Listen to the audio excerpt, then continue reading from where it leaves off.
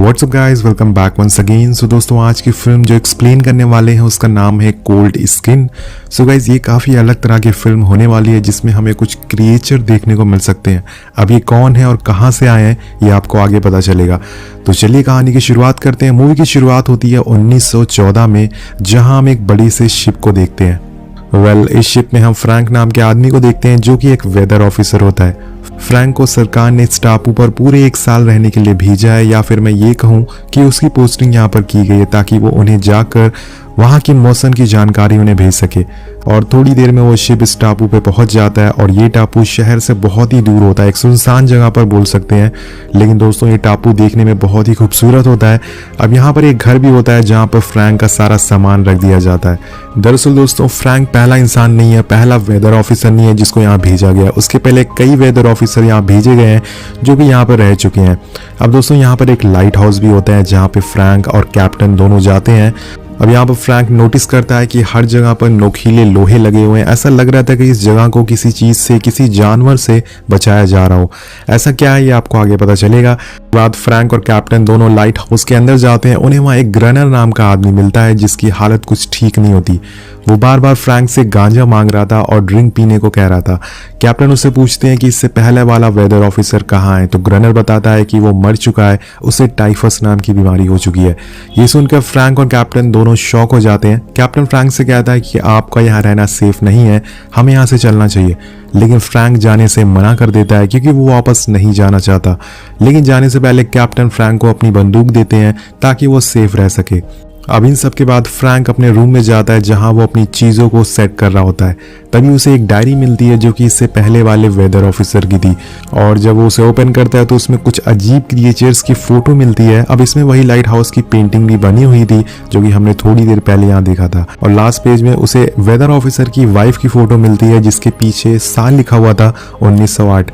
अब ये सब देखकर फ्रैंक को कुछ समझ नहीं आता कि यहाँ क्या हो रहा है। वो इन सब चीज़ों को इग्नोर करके अगले दिन अपने काम में लग जाता है। लेकिन काम करते टाइम वो देखता है कि ग्रनर के साथ कोई और भी लाइट हाउस में है। लेकिन जब वो दूसरी बार उसे देखता है तो वहाँ कोई नहीं होता है। और फ्रैंक इस बात को भी इग्नोर कर देता है और सोचता है कि ये उसका कोई वहम हो सकता है और अपना काम खत्म करके वापस घर आ जाता है। अब रात हो जाती है, पर तभी उसे एहसास होता है कि उसके गेट पर कोई है। जब वो गेट खोलता है तो गेट के नीचे से किसी का हाथ आता है। ये हाथ देखने में काफ़ी अजीब लग रहा था। ऐसा लग रहा था कि मानो ये कोई जानवर या फिर एलियन हो। अब फ्रैंक बहुत ही डर जाता है और जाकर बेसमेंट में छुप जाता है। और जब वो गेट से हल्का सा झांक कर देखता है तो अचानक से कोई उसे दिखता है और फ्रैंक हड़बड़ाहट में उसे कील से चोटिल कर देता है, जिसके बाद वो जानवर यहाँ से भाग जाता है। और फ्रैंक पूरी रात उसी बेसमेंट में छुपा रहता है और अगली सुबह जब वो बाहर आता है तो उसे जानवर के खून की बूंदें दिखती है जो कि लाइट हाउस की तरफ जा रही थी। फ्रैंक लाइट हाउस की तरफ जाता है और जोर जोर से ग्रनर को आवाज़ लगाता है, लेकिन वो फ्रैंक की बात नहीं सुनता और गुस्से में आकर फ्रैंक गेट को बार बार नॉक करता रहता है। लेकिन ग्रनर जानबूझकर उसके लिए गेट नहीं खोलता। उसे ये बोलता है कि तुम्हें उस शिप के साथ चले जाना चाहिए था, यहाँ नहीं रुकना चाहिए था। फ्रैंक को समझ आ जाता है कि अब अकेले ही उसे इन जानवरों से, इन एलियन से निपटना होगा। वो सोचता है कि हो सकता है कि आज रात वो दोबारा से आए और उस पर हमला करे, इसलिए वो इसकी पूरी तैयारी करना शुरू कर देता है। वो घर के बाहर चारों तरफ लकड़ियां लगा देता है और उन पर तेल डालकर इसके साथ केबिन के दरवाजे को भी लॉक कर देता है। और थोड़ी देर बाद अंधेरा होना चालू हो जाता है। जब वो बाहर देखता है तो पूरी तरह से शॉक हो जाता है। समुंदर के अंदर से कुछ क्रिएचर बाहर आ रहे थे और वो सीधा फ्रैंक पर हमला कर देते हैं। फ्रैंक भी उन पर गोलियां चलाना शुरू कर देता है, लेकिन वो बार बार बच जा रहे थे। अब उनकी तादाद इतनी ज़्यादा होने की वजह से वो उन्हें काबू नहीं कर पाता और गेट के बाहर लकड़ियों में आग लगा देता है जिसे जलकर वो भाग जाए। लेकिन तभी यहाँ एक समस्या हो जाती है।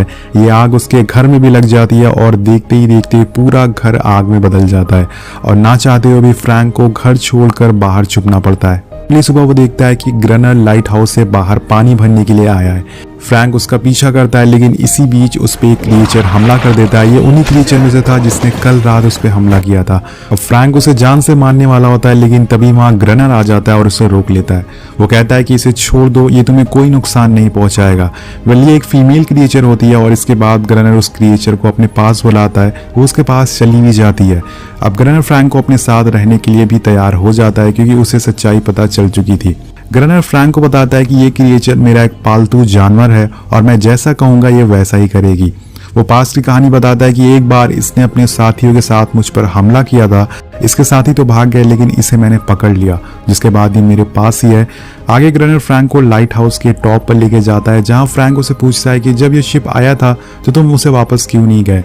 तो वो बोलता है कि मैं यहाँ से कभी नहीं जाऊंगा और मैं ऐसी दुनिया में क्यों जाऊं जहां लोग एक दूसरे को मार रहे हैं, काट रहे हैं।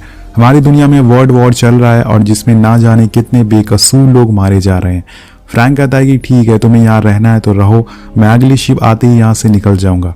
ये सुनकर ग्रनर उसे बताता है कि यहाँ कोई भी कॉमर्शियल शिप नहीं आने वाला है और अगर तुम्हें शहर जाना है तो तुम्हें 1 साल तक इंतजार करना पड़ेगा। वो उसे ये भी बताता है कि ये क्रिएचर सिर्फ रात में बाहर निकलते हैं, दिन में वो समुद्र के अंदर रहते हैं।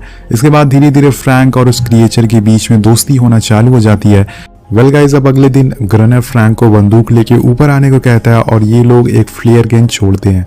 जो क्रिएचर इनके साथ थी वो छत पर बैठ जाती है और रोने लगती है। वो अपने साथियों को बुला रही थी और देखते ही देखते दोस्तों बहुत सारे क्रिएचर बाहर आने लगते हैं, जिसके बाद ग्रनर उन पर गोलियां चलाना शुरू कर देता है। वो फ्रैंक से फायर करने को कहता है लेकिन ये नज़ारा देखकर फ्रैंक पूरी तरह से शॉक हो जाता है और अंदर जाकर बेहोश हो जाता है। ग्रनर अकेले ही सुबह तक उन क्रिएचर से लड़ता रहता है और अगली सुबह वो गुस्से में आकर फ्रैंक को उठाता है और बोलता है कि अगर तुम्हें यहाँ रहना है तो तुम्हें काम करना पड़ेगा, ऐसे नहीं चलेगा वरना तुम मारे जाओगे। इसके बाद वो उसको पानी लाने के लिए भेजता है, पर जब वो वापस लौटता है तो वो देखता है कि ग्रनर उस क्रिएचर के साथ इंटीमेट हो रहा है। कैसा आदमी ये जॉनी सिन का बाप है लगता है। अब ये तो दोस्तों यहाँ पर वेल ये देखकर फ्रैंक उसी टाइम नीचे आ जाता है और चुपचाप खाना खाने लगता है। तभी ग्रनर उसे बोलता है कि अगर तुम्हें यहाँ जिंदा रहना है तो तुम्हें उन क्रिएचर को मारना ही होगा। अब रात हो जाती है और एक बार फिर से ग्रनर और फ्रैंक बंदूक लेके खड़े हो जाते हैं और थोड़ी देर में दोबारा से वो क्रिएचर बाहर आना चालू कर देते हैं। इस बार फ्रैंक भी उन पर गोलियां चलाने लगता है और ये देखने के बाद ग्रनर दरवाजा पीछे से बंद कर लेता है, क्योंकि अब उसे पता चल चुका था कि उसका ये काम अब वो करेगा। और अगली सुबह जब वो गेट खोलकर देखता है तो वो फ्रैंक को देखता है जो कि पूरी तरह से खून में लथपथ हुआ था। उसने पूरी रात अकेली उन क्रिएचर से लड़ाई करी और अब हर रात यही चीज बार बार रिपीट होती रहती है और धीरे धीरे दिन महीने बीतने लगते हैं।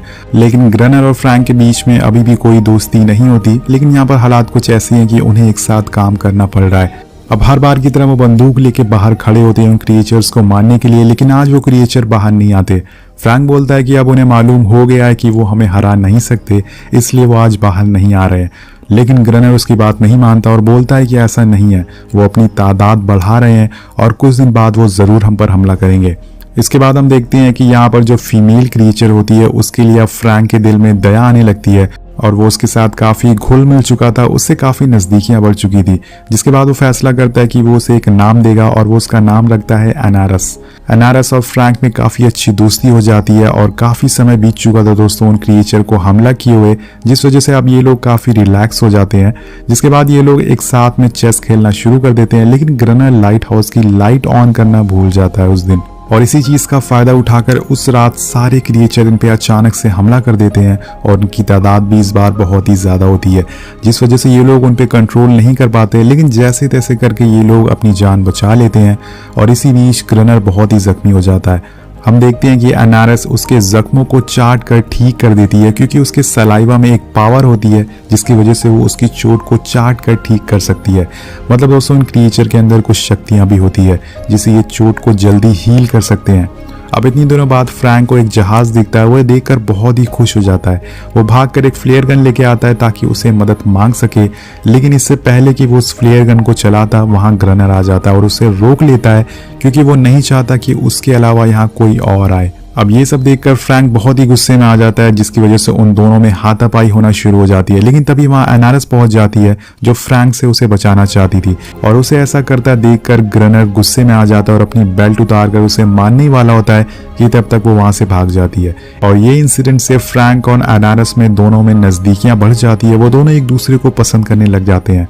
जब फ्रैंक एनारस को बताता है कि वो यहाँ से निकलना चाहता है तो वो उसे एक जगह ले जाती है जहाँ पे एक पुरानी बोट होती है। ये देख के फ्रैंक बहुत ही खुश हो जाता है और ग्रनर के पास भाग कर आता है।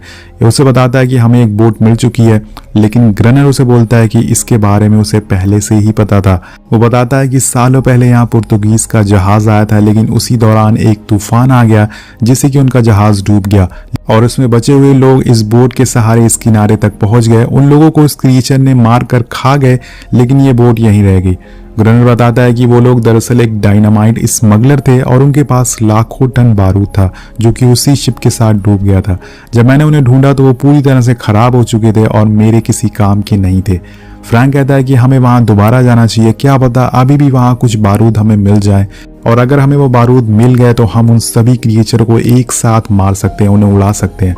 लेकिन वहां जाने से ग्रनर उसे दोबारा से मना कर देता है। सीन शिफ्ट होता है और हम देखते हैं कि अनारस समुद्र में नहा रही होती है और उसे नहाते हुए देखकर फ्रैंक भी अपने कपड़े उतार कर उसके साथ नहाने लग जाता है और फिर दोनों की नजदीकियां बढ़ जाती है और उन्हें ऐसा करते ग्रनर देख लेता है। उसके अंदर फ्रैंक के लिए नफरत पैदा हो जाती है। एक्चुअल में वो जलने लग जाता है क्योंकि वो अनारस को पसंद करता था। जब फ्रैंक लाइट हाउस में वापस आता है तो ग्रनर उसके पास आता है और कहता है कि मैंने अपना फैसला बदल लिया है, मैं तुम्हारे साथ उस शिप तक चलूंगा। और वो दोनों उस बोट पर बैठकर उसी जगह जाते हैं जहां पे वो शिप डूबा हुआ था। ये 19वीं सेंचुरी की कहानी है दोस्तों, तो इनके पास कोई प्रॉपर डाइविंग सूट नहीं होता, लेकिन फिर भी फ्रैंक एक लोहे का डाइविंग सूट पहनता है और रस्सी के जरिए अंदर जाता है। वो ग्रनर से बोलता है कि अगर मैं लगातार 3 बार रस्सी खींचूं तो तुम समझ जाना कि मुझे मदद की जरूरत है। और उसके आसपास काफी सारे बॉक्सेस पड़े हुए थे जिसमें शायद बारूद हो सकता है। फ्रैंक एक एक करके उन बॉक्सेस को ऊपर पहुंचाना शुरू करता है, लेकिन तभी अचानक से उसके सामने वो क्रिएचर्स आ जाते हैं। वो इस डाइविंग सूट को देखने के बाद कुछ समझ नहीं पाते, जिस वजह से वो उसे बिना नुकसान पहुंचाए वहां से चले जाते हैं।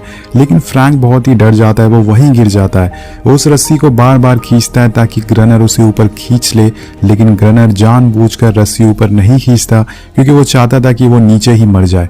लेकिन फ्रैंक भी बहुत ही होशियार होता है, वो उस डाइविंग सूट को खोल देता है जिससे वो तैरते हुए ऊपर बोट पर आ जाता है और उसकी जान बच जाती है। अब जब वो वापस लाइट हाउस आकर उन बॉक्सेस को खोलते हैं तो उसमें बारूद मिलते हैं और उसमें बहुत सारे बारूद अभी भी दोस्तों सही सलामत थे। तो फाइनली अब होने वाला था धमाका। वो उन सारे बारूद को लाइट हाउस के किनारे लगा देते हैं ताकि जब रात में क्रिएचर आए वो सभी को एक साथ मार सके। लेकिन इनकी किस्मत खराब होती है, शायद उस रात एक भी क्रिएचर पानी से बाहर नहीं आते। इसी तरह से समय बीतता रहता है और अब ठंड का मौसम आ जाता है। चारों तरफ बर्फ गिरना चालू हो जाती है, लेकिन ग्रनर जो होता है वो हिम्मत नहीं हारता। वो लाइट हाउस के ऊपर डायनामाइट का ट्रिगर लेकर बैठा होता है बर्फीली ठंड में, और उसकी सारी मेहनत बर्बाद हो रही थी और इस बात का गुस्सा वो अनारस पे उतारता है। वो उसे कहता है कि तुम्हारी वजह से ये सब हो रहा है और वो उसे बेल्ट से मारना शुरू कर देता है। लेकिन तभी फ्रैंक उसे रोक लेता है और बोलता है कि तुम रात होते ही लाइट हाउस का गेट खोल के खड़े हो जाना और जैसे ही वो आएंगे मैं ट्रिगर दबा दूंगा। अब थोड़ी देर बाद रात हो जाती है और ग्रनर अपनी बंदूक लेके खड़ा हो जाता है, लेकिन आज भी कोई नहीं आता। और फिर वो गुस्से में अनारस को ऊपर लेके आता है और उसे कहता है कि चलो अपने दोस्तों को बुलाओ, गाना गाओ और रोना शुरू करो। वो उसे बार बार मारता है और उसे जबरदस्ती बोलता है कि चलो चिल्लाओ तभी तुम्हारे दोस्त आएंगे। और अपनी जान बचाने के लिए अनारस रोना शुरू कर देती है, जिसकी आवाज़ सुनकर सारे क्रिएचर बाहर आने लगते हैं।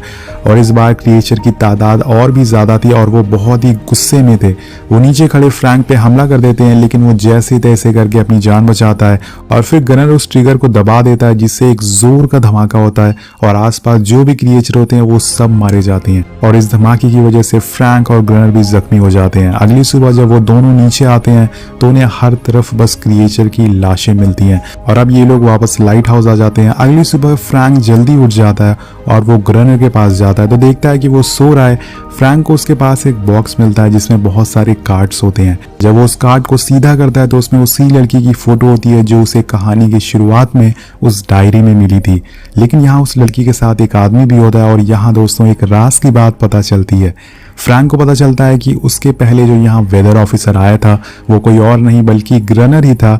लेकिन उसे समझ नहीं आता कि ग्रनर ने उस दिन कैप्टन से झूठ क्यों बोला। वेल इसके बाद फ्रैंक समुंदर के किनारे जाता है जहां वो एक पत्थरों से एक बड़ा सा गोला बनाता है और उसके अंदर एक छोटी सी बोट रख देता है उन क्रिएचर के लिए।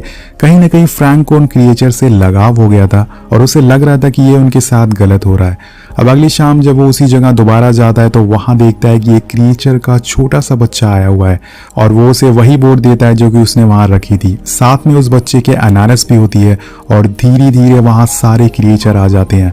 अब यहाँ फ्रैंक को समझ आ जाता है कि ये सब जो भी हो रहा है वो बिल्कुल गलत हो रहा है। ये क्रिएचर लड़ाई नहीं करना चाहते बल्कि ये भी हमारी तरह से शांति और सुकून में रहना चाहते हैं। अब वो उनसे कुछ और बोल पाता कि तभी अचानक से फ्रैंक के पीछे से एक गोली चलने की आवाज आती है जो ग्रनर ने चलाई थी। वो अनारस को देख के उससे कहता है कि जाओ अंदर जाओ। लेकिन इस बार अनारस उसकी बात नहीं मानने वाली थी, क्योंकि वो समझ चुकी थी कि अगर वो अपने साथियों के साथ है तो ग्रनर उसका कुछ बिगाड़ नहीं सकता। और ये देखकर ग्रनर का ईगो हट हो जाता है, वो वहां से जाने लगता है, लेकिन थोड़ी दूर जाने पर फ्लेयर गन चलाता है जो कि सीधा आकर उस बच्चे के सीने में लगती है। वो बच्चा वहीं तड़प कर मर जाता है दोस्तों। और ये देखकर फ्रैंक बहुत ही गुस्से में आ जाता है। वो चिल्लाते हुए लाइट हाउस जाता है और वहां उससे ग्रनर के बीच में लड़ाई होना शुरू हो जाती है। वो एक कुल्हाड़ी उठाता है और फ्रैंक को मारने के लिए आगे बढ़ता है, लेकिन तभी फ्रैंक उसके असली नाम से उसे बुलाता है, यानी कि मिस्टर वेगलेंट। ये सुनने के बाद ग्रनर एकदम से शॉक में आ जाता है और उस कुल्हाड़ी को वहीं फेंक देता है और बिना कुछ बोले लाइट हाउस के बाहर चला जाता है, जहां पे बहुत सारे क्रिएचर थे जो उसे जिंदा ही खाने लगते हैं और उसे जिंदा ही मार डालते हैं। कल अब कुछ दिन बाद फ्रैंक उस लाइट हाउस में बिल्कुल अकेला पड़ चुका था और वो उसी जगह पे बैठा रहता है और धीरे धीरे करके दिन गुजरने लग जाते हैं और उसे अब वहां अकेले रहते हुए पूरा 1 साल हो जाता है। कुछ दिन बाद वहां कैप्टन आते हैं, दूसरे कैप्टन आते हैं जिनके साथ एक नया वेदर ऑफिसर होता है जो कि अब फ्रैंक की जगह लेने वाला था। जब कैप्टन उससे पूछते हैं कि वो वेदर ऑफिसर कहाँ है जो यहाँ 1 साल पहले आया था, तो फ्रैंक उसे भी वही जवाब देता है जो 1 साल पहले ग्रनर ने दिया था। कैप्टन से बोलता है कि उसे टाइफस हो गया जिसकी वजह से उसकी मौत हो गई। साथ ये कहानी यहीं पे खत्म हो जाती है। लेकिन इस कहानी का अंत आपको कुछ चीजों पर सोचने को मजबूर कर देगा कि ग्रनर ने अपनी सच्चाई क्यों छुपाई, और जब फ्रैंक उसके बारे में पता चला था तो उसने जान क्यों दे दी, और ग्रनर के साथ क्या हुआ, उसकी वाइफ के साथ क्या हुआ, क्या उन क्रिएचर ने उसे उसकी वाइफ को मार डाला जिसकी वजह से वो उनसे नफरत करने लगा। तो इन सब सवालों का जवाब ना तो मुझे पता है और ना ही इस कहानी में बताया गया। अगर आपको कुछ पता है तो नीचे जरूर कमेंट करके बताइएगा। मिलते हैं आपसे अगली वीडियो में। Thank you so much watching.